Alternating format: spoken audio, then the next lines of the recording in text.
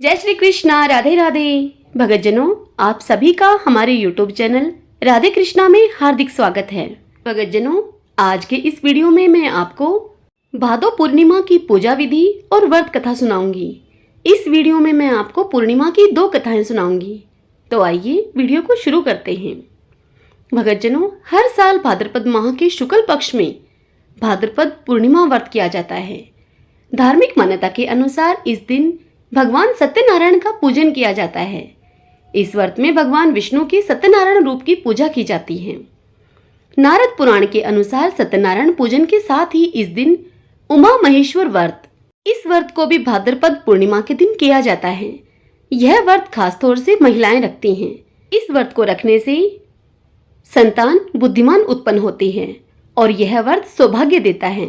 इस व्रत के दिन उमा महेश्वर का पूजन किया जाता है। यह व्रत सभी कष्टों को दूर करके जीवन में सुख और समृद्धि लाता है। आइए अब भाद्रपद पूर्णिमा की पूजा विधि जान लेते हैं। भगतजनों, पूर्णिमा के दिन ब्रह्मा मुहूर्त में उठकर स्नान आदि से निवृत्त होकर इस व्रत का संकल्प लें। इसके बाद विधि पूर्वक से भगवान सत्यनारायण और उमा महेश्वर का पूजन करें। पुष्प, फल, मिठाई, पंचामृत और नैवेद्य अर्पित करें।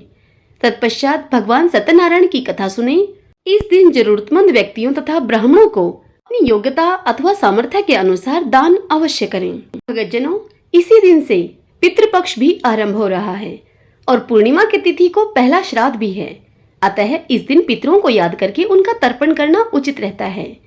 जिन लोगों के पितरों का श्राद्ध पूर्णिमा तिथि को होता है, उन्हें पूर्णिमा श्राद्ध के दिन पिंडदान, तर्पण आदि कार्य मुख्य रूप से करने चाहिए। आइए अब हम पूर्णिमा व्रत की कथा सुनते हैं। यहाँ मैं आपको 2 कथाएं सुनाऊंगी। सबसे पहले भगवान का सुमरण करते हुए सब बोलिए, विष्णु भगवान की जय। ओम नमो भगवते वासुदेवाय। ओम नमः शिवाय। पौराणिक ग्रंथों में भाद्रपद पूर्णिमा की कथा का उल्लेख मिलता है। श्री कृष्ण ने एक बार मां यशोदा को ऐसे व्रत की कहानी विस्तार में बतलाई जिसके करने से सौभाग्य की प्राप्ति होती है। इसके लिए स्त्रियों को 32 पूर्णिमा का व्रत करना चाहिए। यह व्रत यहाँ एक और अचल सौभाग्य को देने वाला है, तो वहीं भगवान शिव के प्रति मनुष्य की भक्ति को भी बढ़ाता है। भगवान श्री कृष्ण इस कथा को सुनाते हुए कहते हैं कि कर्तिका नाम की नगरी में चंद्रहास नाम का एक राजा राज्य करता था। उसी नगरी में एक ब्राह्मण धनेश्वर रहा करता था। उसकी सुंदर और सुशील पत्नी थी जिसका नाम था रूपवती। उनके घर में धन धान्य की कोई कमी नहीं थी, लेकिन संतान न होने के कारण वह पति पत्नी अक्सर चिंतित रहते थे। एक दिन की बात है, एक योगी उस नगरी में आया और उसने धनेश्वर का घर छोड़कर अन्य सभी घरों से भिक्षा मांगी। भिक्षा लेकर वे योगी गंगा के किनारे बैठकर प्रेम पूर्वक उस भिक्षा को खाने लगे। तभी दुखी होकर धनेश्वर ने योगी से भिक्षा न लेने की उनसे वजह पूछी।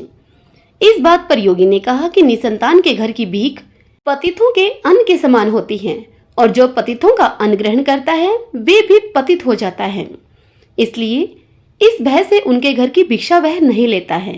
योगी की इस बात को सुनकर धनेश्वर बड़ा दुखी हो गया और उन्होंने योगी से पुत्र की प्राप्ति का उपाय पूछा। योगी ने उन्हें चंडी की उपासना करने की सलाह दी। योगी की इस बात को सुनते ही धनेश्वर देवी चंडी की उपासना करने के लिए वन में चला गया। 16वें दिन धनेश्वर की उपासना से प्रसन्न होकर देवी चंडी ने उसे दर्शन दिया और पुत्र की प्राप्ति का उसे वरदान दिया। लेकिन साथ ही चंडी माता ने यह भी कहा कि वह पुत्र केवल 16 वर्षों तक ही जीवित रहेगा, लेकिन 32 पूर्णिमा का व्रत रखकर उसे दीर्घायु जीवन दिया जा सकता है। लेकिन स्त्री और पुरुष दोनों को ही इस व्रत को रखना होगा। तत्पश्चात देवी ने उन्हें कहा कि इस आम के वृक्ष से फल तोड़कर तुम अपने घर ले जाओ।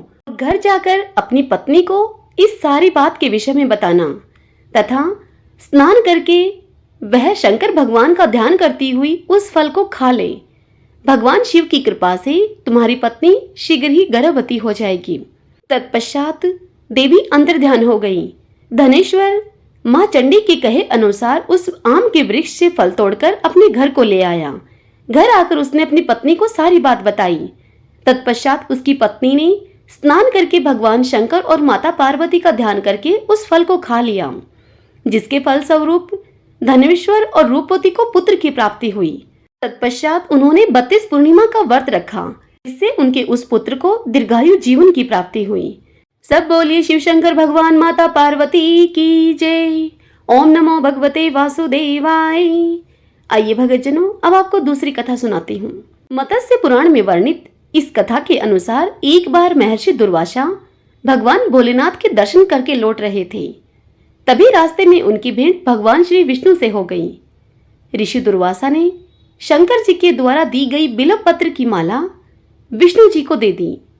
भगवान विष्णु ने उस माला को स्वयं न पहनकर गरुड़ के गले में डाल दिया। यह देखकर इस बात पर क्रोधित होकर महर्षि दुर्वासा ने विष्णु जी को श्राप दिया, और वह श्राप यह था कि लक्ष्मी जी उनसे दूर हो जाएंगी, उनका क्षीर सागर छिन जाएगा, शेषनाग भी सहायता नहीं कर सकेंगे।